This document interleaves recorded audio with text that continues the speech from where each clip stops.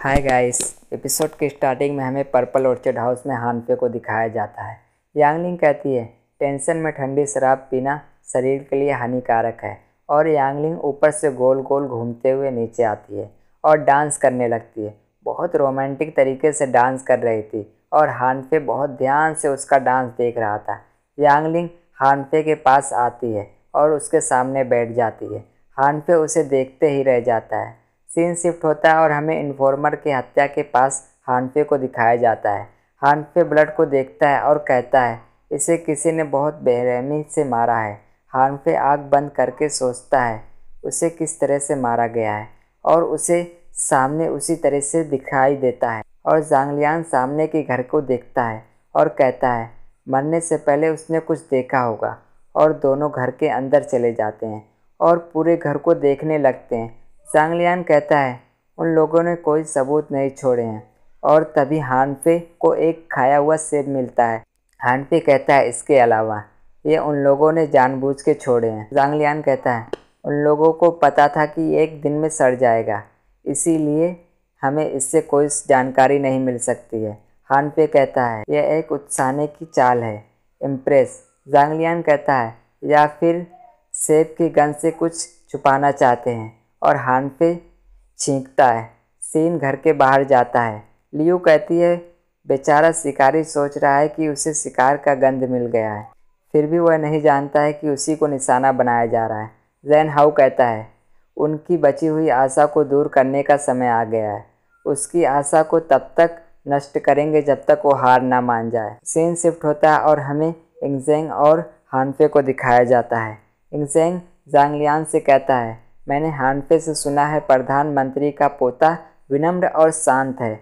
अब जबकि मैं तुमसे मिल चुका हूँ, मैं देख रहा हूँ कि ये सच है।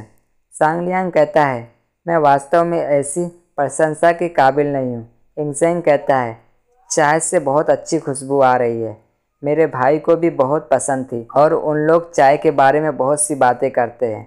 कोई ज़रूरी बात नहीं थी। और हमें जनरल और ब्लड मर्क्यूस को दिखाया जाता है। ब्लड मर्क्यूस कहता है असैसिन ग्रुप भी यहीं कहीं है, उनके प्लान चालू होने का समय आ गया है। जनरल कहता है मैं उस कांटे को अपनी बाजू से निकालने के लिए तरस रहा हूँ। ये ऑपरेशन हानफे और उसके साथियों को ख़त्म कर देगा। और अपनी सेना दीवार के बाहर खड़ी है।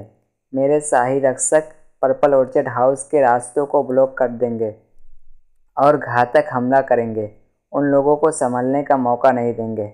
ब्लड मर्क्यूस जनरल को बधाई देता है और जनरल बाहर आता है और कहता है मदद के लिए असैसिन को बुलाओ। कोई यस कहता है। जनरल कहता है हानफे मैं जानता हूँ कि तुम्हें कब्र भी नसीब नहीं होगी। और सीन इन्फॉर्मर पर जाता है। उन लोगों को पीछे से कुछ लोग जाते हैं और वो लोग मास्क पहने हुए थे, देखने में बहुत पावरफुल लग रहे थे। सीन पर्पल ऑर्चर्ड हाउस पर जाता है जहां हानफे और इंगजेंग चेस खेल रहे थे। इंगजेंग कहता है आप चेस खेलने में माहिर हैं। हानफे कहता है क्या आपको हारने से डर लग रहा है?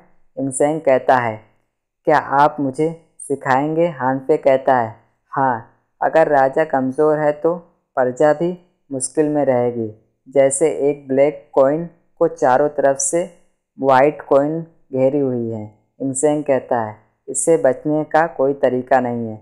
हानफे कहता है जैसे हम लोग युद्ध में दिमाग का इस्तेमाल करते हैं वैसे ही इसमें दिमाग का इस्तेमाल करो, अपनी तरफ से डिफेंस करने का और उनको आपस में उलझा देने का। इसे शाही हमला कहा जाता है। इंगजेंग कहता है ये आपकी तरकीब कहना आसान है, करना मुश्किल है। मिस जीनू कहती है और हमले में पीछे हटना भी प्रभावशाली होता है, लेकिन मुझे डर है कि यह जीतने के लिए पर्याप्त नहीं है। हानफे कहता है स्थिति को बदलने के लिए यह सिर्फ पहला कदम है।